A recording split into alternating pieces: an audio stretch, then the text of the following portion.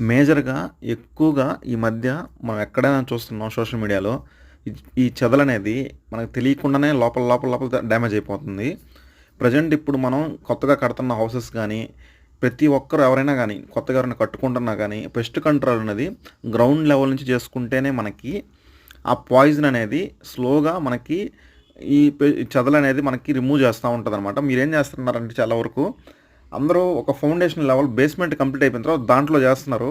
అలా కాకుండా మనం గ్రౌండ్ లెవెల్ నుంచే మనం గ్రౌండ్ ఎక్కడి నుంచి అయితే మనం స్టార్ట్ చేస్తున్నామో ఆ లెవెల్ నుంచి మనం పెస్ట్ కంట్రోల్ అనేది మనం ఈ ఈ కెమికల్ అనేది యూజ్ చేసుకుంటే మ్యాక్సిమం 100% మనకి తర్వాత ఫ్యూచర్‌లో ఎటువంటి ప్రాబ్లమ్ ఉండదు.